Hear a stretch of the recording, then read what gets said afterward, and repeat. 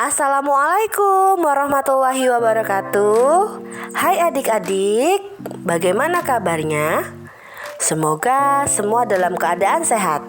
Kali ini Egas Edu ingin membagikan materi prakarya kelas 7, yakni proses produksi kerajinan tekstil tentang sulam dan jahit aplikasi.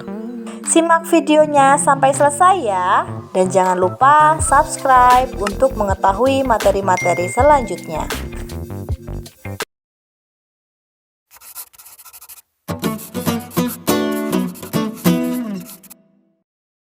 Di video pembelajaran yang lalu, kita sudah membahas tentang proses produksi kerajinan tekstil, tapestri, dan batik.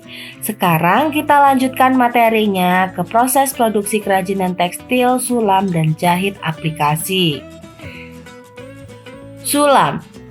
Kegiatan menyulam sudah sejak lama dikenal dalam kehidupan manusia.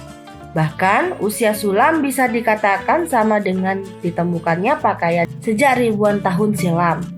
Masyarakat di berbagai negara juga telah mengenal sulam ini dengan baik. Bukti-bukti sejarah telah menunjukkan bahwa orang-orang Mesir purba, Babylon, Phoenisia, dan Yahudi telah lama mengaplikasikan sulam untuk menghias jubah mereka. Sulam bisa disebut juga dengan bordir, adalah hiasan yang dibuat di permukaan kain atau bahan-bahan lain dengan jarum jahit dan benang. Dahulu, sulam lebih banyak menggunakan bahan dasar benang katun. Saat ini, sulam telah dikembangkan dengan pita-pita dan benang nilon yang tebal dan kaku. Kain dan benang yang dipakai untuk sulam berbeda-beda menurut tempat dan negara. Sejak ribuan tahun lalu, kain atau benang dari wol, linen, dan sutra sudah dipakai untuk membuat sulam. Selain benang wol, linen, dan sutra, sulam modern menggunakan benang sulam dari katun dan rayon. Pada umumnya, sulam dengan benang menggunakan beberapa jenis tusuk dasar seperti tusuk telucur, tikam jejak, silang, flanel, veston, rantai, melekat benang, batang, dan sebagainya. Hasil akhir sulam dapat dibedakan menjadi 3. Yang pertama, sulam datar, yaitu hasil sulamnya rata dengan permukaan kain. Yang kedua, sulam terawang atau kerawang, yaitu hasil sulamnya berlubang-lubang seperti menerawang. Dan yang ketiga, sulam timbul, yaitu hasil sulamannya membentuk tekstur di permukaan kain sesuai motif yang dibuat. Pada masyarakat Melayu, khususnya masyarakat Sumatera Barat, sulam telah mempengaruhi kehidupan masyarakat kaum perempuan.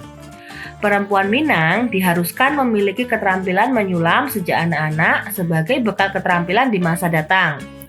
Meskipun dikerjakan dengan teknik yang tidak mudah, para perempuan tersebut tidak merasa menjadi beban. Oleh karena itu, di daerah ini banyak berkembang aneka jenis sulam dengan nama-nama dan gaya pembuatan yang unik dan khas. Beberapa jenis sulam yang berkembang kini sebagai berikut. Yang pertama, sulam kepala peniti. Yang kedua, sulam bayang. Yang ketiga, sulam renda bangku. Yang keempat, sulam pita. Kita bahas satu persatu. Yang pertama yang akan kita bahas yaitu sulam kepala peniti. Sulam kepala peniti merupakan sulam dengan tekstur menyerupai kepala jarum pentul yang berukuran kecil. Di Sumatera Barat, jarum pentul tanpa kepala warna tersebut dinamai peniti. Nah, ini contoh dari sulam peniti. Yang kedua, sulam bayang. Sulam bayang merupakan jenis sulam dengan teknik penempatan kain yang bertindih. Kain warna diletakkan pada bagian dalam atau bawah kain dasar, sedangkan sulam dilakukan pada bagian atas kain dasar. Nah, seperti ini contoh dari sulam bayang. Yang ketiga, sulam renda bangku. Sulam renda bangku merupakan jenis sulam yang memiliki fungsi sebagai renda baju atau taplak dan lainnya. Dibuat di atas bangku kecil berukuran bulat, maka disebutlah sulam renda bangku. Benang yang digunakan cenderung halus dan kecil. Nah, ini contoh dari sulam renda bangku. Yang keempat, sulam pita. Sulam pita menggunakan pita-pita dengan berbagai ukuran dan ketebalan yang bervariasi. Sulam ini menggunakan jarum sulam atau jarum kasur yang memiliki lubang benang dengan berukuran besar. Nah, seperti ini contoh dari sulam pita. Jenis-jenis sulam yang masih dilakukan secara turun-temurun oleh masyarakat Sumatera Barat adalah jenis sulam-sulam kepala peniti, sulam bayang, sulam renda bangku. Sedangkan sulam rajut, merenda, dan sulam pita banyak dilakukan orang di beberapa daerah lain, termasuk masyarakat Jakarta. Selanjutnya kita lanjutkan ke proses produksi tekstil yang keempat, yaitu jahit aplikasi. Menjahit adalah sebuah kegiatan menyambungkan dua kain dengan menggunakan benang dan jarum. Menjahit selalu dikatakan identik dengan pekerjaan perempuan. Padahal menjahit banyak juga diminati oleh kaum pria. Karena menjahit merupakan kegiatan yang mengasyikkan, bahkan dapat menjadi mata pencaharian. Penjahit biasanya disebut dengan tailor. Meskipun menggunakan bahasa asing, namun istilah tailor ini sudah menjadi familiar di masyarakat kita. Jahit aplikasi merupakan bagian dari teknik menjahit. Jahit aplikasi adalah teknik menghias permukaan kain dengan cara menempelkan guntingan kain pada kain yang berbeda warna dengan dasar kain. Selanjutnya diselesaikan dengan jahit tangan, teknik sulam yang menggunakan tusuk hias veston. Jahit aplikasi cenderung menghias permukaan benda, sehingga kegiatan dari jahit aplikasi dapat dikategorikan sebagai kerajinan yang memiliki fungsi hias. Adapun jenis-jenis jahit aplikasi terdiri dari jahit aplikasi standar atau onlay, jahit aplikasi pada potongan sisip atau inlay, jahit aplikasi pada potongan motif, jahit aplikasi pada lipatan potong, dan jahit aplikasi pengisian. Kita bahas satu persatu. Yang pertama, jahit aplikasi standar atau onlay. Jahit aplikasi standar atau onlay adalah teknik membuat benda kerajinan tekstil yang dikerjakan dengan cara membuat gambar pada kain.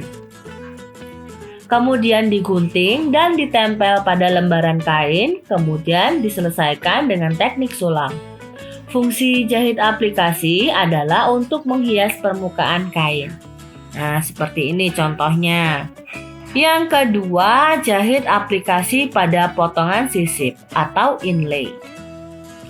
Jahit aplikasi potongan sisip adalah teknik menghias permukaan kain yang dikerjakan dengan melobangi bagian dasar kain yang telah digambari motif sesuai dengan rencana. Kain yang sudah berlubang itu pada bagian belakang ditempelkan kain yang berbeda warna dan diselesaikan dengan tusuk hias veston, dapat juga dengan menggunakan mesin bordir. Seperti ini contohnya. Yang ketiga, jahit aplikasi pada potongan motif. Jahit aplikasi potongan motif adalah teknik menghias permukaan kain dengan cara memotong motif yang ada pada kain, kemudian ditempelkan pada permukaan kain. Teknik penyelesaiannya sama dengan jahit aplikasi lainnya. Nah, seperti ini contohnya. Yang keempat, aplikasi pada lipat potong. Jahit aplikasi lipat potong adalah teknik menghias permukaan kain yang dikerjakan dengan tangan atau mesin. Caranya melipat lembaran kain kemudian dipotong sesuai dengan rencana sehingga hasilnya simetris, kemudian ditempelkan pada dasar kain dan diselesaikan dengan tusuk veston. Nah, seperti ini contohnya. Selanjutnya yang kelima adalah jahit aplikasi pengisian. Jahit aplikasi dengan pengisian adalah teknik menghias permukaan kain yang dikerjakan secara manual atau mesin. Caranya sama seperti pada jahit tindas. Bedanya pada penambahan potongan kain yang berbeda warna. Pengisi susulan dapat juga ditambahkan dengan penambahan renda dan pita. Penyelesaiannya sama dengan teknik aplikasi lainnya. Nah, seperti ini contohnya. Nah, berdasarkan pemaparan yang tadi mengenai jenis-jenis jahit aplikasi, sekarang bisa kan kamu memahami bagaimana cara yang dapat dilakukan dalam membuat produk kerajinan teknik jahit aplikasi tersebut? Baiklah, sekarang kita akan memaparkan mengenai alat, bahan, dan proses pembuatan jahit aplikasi. Alat dan bahan dan proses pembuatan jahit aplikasi. Alat-alat yang diperlukan untuk jahit aplikasi yang pertama, jarum jahit tangan dan jarum sulam. Yang kedua, gunting. Yang ketiga, jarum pentul dan bantal jarum. Tudung jari dan alat pemasuk benang. Pemidangan.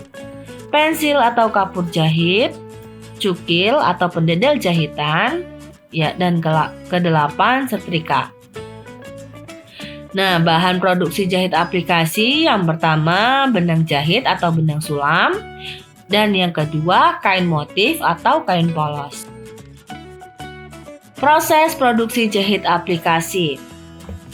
Saat membuat aplikasi, tentukan dulu apakah hiasan permukaan yang digunakan adalah untuk memperindah sebuah bantal yang sudah ada atau memang sengaja dibuat sedemikian rupa untuk dihasilkan benda-benda yang diinginkan.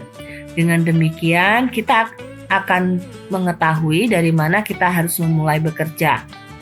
Proses produksi jahit aplikasi yang pertama, buatlah desain terlebih dahulu dengan menggunakan gambar dengan pensil warna di atas kertas.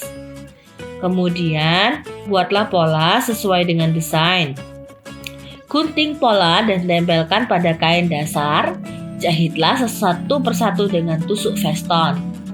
Yang ketiga, mulailah menempelkan bagian kepala boneka beruang seperti mata dan hidung. Yang keempat, buatlah pita untuk bagian leher dan ditempelkan pada dasar kain.